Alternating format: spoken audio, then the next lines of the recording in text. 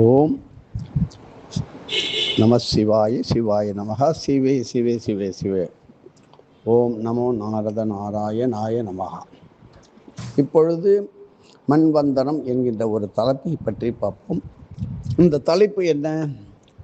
ஒரு மண்வந்தனம் அதை பற்றி பார்ப்போம். இப்பொழுது ஸ்வேத வராக கல்பத்திலே 7வது மண்வந்தரமாகிய வைவஸ்வத மண்வந்தரத்தின் 28வது சதுர்யுகத்தின் கலியுகம் நடந்து கொண்டிருக்கின்றது. விவரங்கள் என்ன, எப்படியெல்லாம் இந்த உலக இயக்கங்கள் நடைபெறப் போகின்றது, இப்பொழுது நடைபெறுவது எல்லாம் இந்த மண்வந்தரத்தின் அவசியம், அதனுடைய கடமை, அது செய்கின்ற விதமே.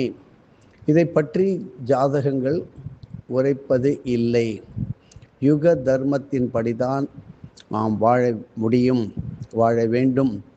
ஆனாலும் இறைவன் ஒவ்வொரு மந்திர காலத்திலும் எப்படி நம்மை காப்பார், குருவானவர் எந்த மண்மந்திரத்திலும் நம்மை காப்பார்.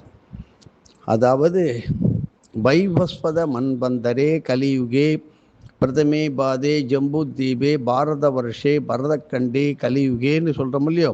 இப்படி சங்கல்பம் எல்லாம் நாம் சொல்லும் இந்த புனிதமான பாரத தேசத்தை பற்றி பூகோள குறிப்பு எத்தனையோ கோடி வருடங்களுக்கு முன்னரே தீர்க்க தரிசனமாக மிக மிக பழமையான தொன்மையான சங்கல்ப மந்திரத்திலே பதித்து வைக்க பெற்று உள்ளதை நமக்கு எல்லோருக்கும் தெரியும். இப்படி இதன் மிக ஆழ்ந்த அர்த்தம் என்ன?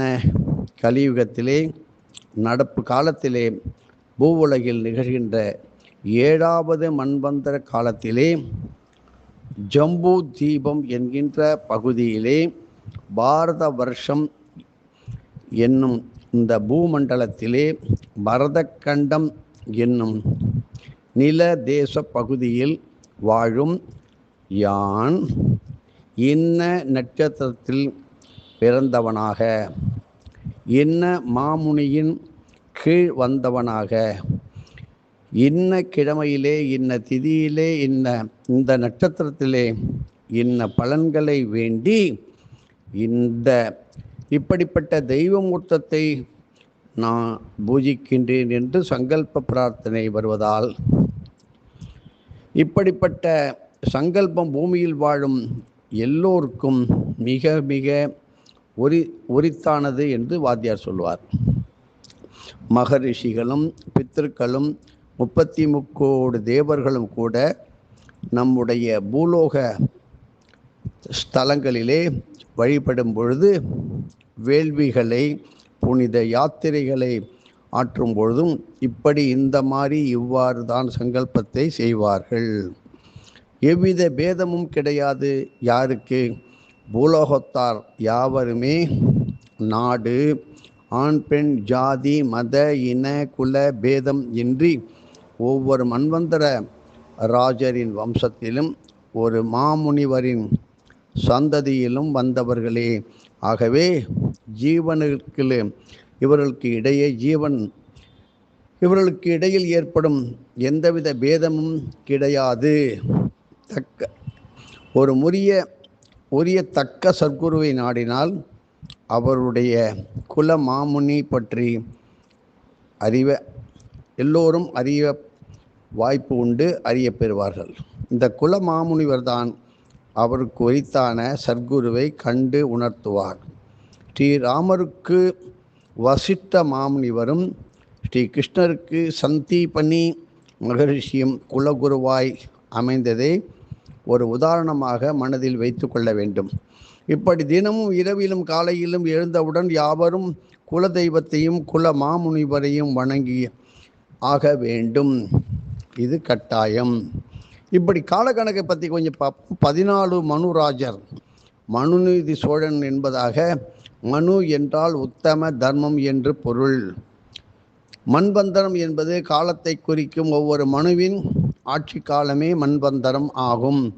உதாரணமாக இப்போது பூமியில் நிகழ்ந்து கொண்டிருக்கின்ற 7ஆம் நிலையில் உள்ள 7ஆம் மன்வந்தர காலமாக ஒவ்வொரு மன்வந்தரத்தையும் ஒரு மனுராஜர் ஆளுகின்றார் என்பதை தெரிந்து கொள்ளுங்கள். மொத்தம் 14 மன்வந்தர காலங்கள் உண்டு. இப்படி காலக்கணக்கு எவ்வாறு எனில், ஒரு கல்பம் என்பது 1000 சதுர் யுகங்களை கொண்டது. ஒரு கல்பம் 14 மன்வந்தரங்களை அப்படி மன்வந்தரங்களாக பிரிக்கப்படும். ஆக ஒரு மன்வந்தரம் 71 சதுர் யுகங்களை தன்னுள் கொண்டு இருக்கிறது. உதாரணமாக நாம் இப்பொழுது வாழ்ந்து கொண்டு இருக்கும் இந்த ஸ்வேத வராக கல்பத்தின் 7வது மன்வந்தரமாகிய வைவஸ்வத மன்வந்தரத்தின் 28வது சதுர்யுகத்தின் கலியுகம் ஆகும். இப்பொழுது தெரிந்து கொள்ள வேண்டும், கலியுகம் என்பது இதுபோல் 27 முறை சுற்றி முடிந்துவிட்டது. 28வது சுற்று கலியுகத்திலே இப்பொழுது வைவஸ்வத மன்வந்தரத்தின் 28வது சதுர்யுகத்திலே நாம் இருக்கின்றோம். இப்படி பூலோக மக்கள் ஒவ்வொருவரும் ஆண் பெண் ஜாதி மத இன குண இந்த குல பேதமே இல்லாமல் ஒவ்வொரு மனுராஜரின் வம்சத்தில் ஒரு மகரிஷியின் கீழ் வந்தவர்கள் ஆவார்கள் என்று நாம் தெரிந்து கொள்வது நல்லது.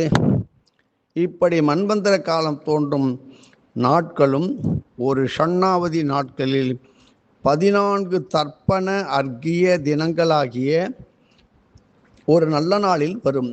பஞ்சாங்கம் பார்த்து இந்த முக்கியமான 14 மன்வந்தர நாட்களை ஒவ்வொருவரும் தெரிந்து கொள்ள வேண்டும். இதில் பல அதிசயமான அபூர்வமான நல்ல பலன்களை நீங்கள் எளிமையாக பெறலாம்.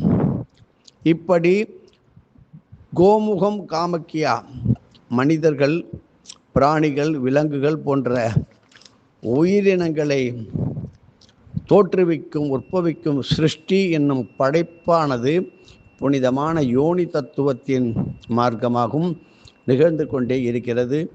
ஆலயங்களில் கருவறையில் இருந்து அபிஷேக நீரானது வெளிவரும் கோமுகம் யோனி தத்துவத்தை சார்ந்து அமைவதே.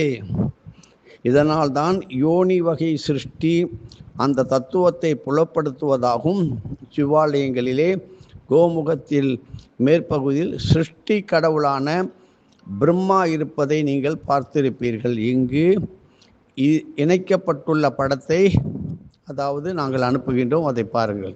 ஒவ்வொரு சிவாலயத்தில் கோமுகத்தின் மேலே பிரம்மா தான் இருப்பார். சில ஆலயங்களிலே மாறுபடுவதற்கு வாய்ப்பு உண்டு. உதாரணமாக அஸ்ஸாம் மாநிலத்திலே காமக்யா என்னும் புண்ணிய தலத்திலே சிருஷ்டிக்கான சக்திகளை ஆதி காலத்திலிருந்தே பராசக்தி தேவி நமக்கு நல்கி உள்ளாள், கொடுத்துள்ளாள். மானுடராய் பிறந்த ஒவ்வொருவரும் இந்த காமக்யா தலத்தில் வழிபட்டு காமம், குரோதம், லோபம், மோகம், பகைமை போன்றவற்றை களைந்து ஆக வேண்டும். காமக்யா தலத்திலே யோனி ரூப சுயம்பு வடிவம் மிக மிக சக்தி வாய்ந்ததாக இருக்கின்றது. சிருஷ்டி தத்துவத்தை எளிதில் புலர்விப்பது இந்த ஆழ்ந்த பக்தியுடன் வழிபடுவதன் மூலம் அவரவர் தாம் பூமியிலே பிறப்பெடுத்த காரணங்களை தெல்லியதாய் அறிந்து கொள்ள இது இயலும். உணரும். அவரவர் தாம் பூமியில் பிறந்து வந்த காரணத்தை அறிந்து கொண்டு விட்டால் பிறகு வாழ்வில் துன்பம் எதுவும் ஏதும் இல்லை.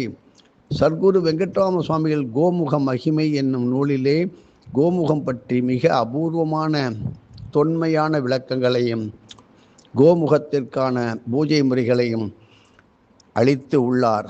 இப்படி மேலும் தினமும் ஆலய நடை சார்த்தும் காலங்களிலே காமதேன் லோகத்தை சார்ந்த மங்கள தேவதைகள் கோமுகம் வழியே மூலஸ்தானத்தை அப்படியே நுழைந்து அடைந்து பூஜிக்கின்றார்கள்.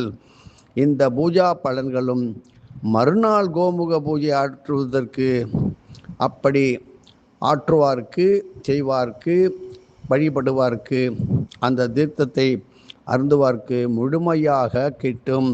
இப்படிப்பட்ட தீர்த்தம் கிடைப்பது மிக மிக ஒரு நல்ல காலம், நல்ல அதிர்ஷ்டத்தையும் கொடுக்கும்.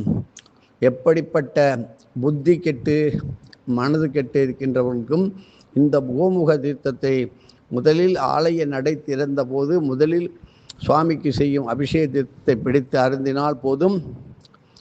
முதலில் ஆரோக்கியம், எல்லா வியாதியும் தீர்ந்துவிடும். மனோவியாதி தீர்ந்துவிடும். வீட்டில் தெளித்தால் செல்வ வளம், பொருள், லட்சுமி கடாட்சம் பெருகும். இன்னும் பல கோடி இருக்கின்றது. இவ்வாறாக ஒரே கோமுகத்தில் இருவிதமான தேவலோக பூலோக பூஜை பலன்களை அடைந்து கொள்ளலாம். இப்படி இல்லத்தில் எப்பொழுதும் கோமுக தீர்த்தத்தை நீங்கள் வைத்திருங்கள். எதிர்காலத்திற்கு தேவைப்படும். அதனுடைய பலன்களை மேலும் பார்க்கலாம். ஒவ்வொரு மனிதனும் அஸ்ஸாம் மாநிலத்தில் உள்ள காமாக்கியாவிற்கு சென்று தரிசனம் செய்து முக்கியமான நல்ல பலன்களை, அளப்பரிய பலன்களை அள்ளி செல்லலாம். எதுவும் என்னுடையதல்ல, அனைத்தும் உன்னுடையதே. அருளாளா அருணாச்சலா.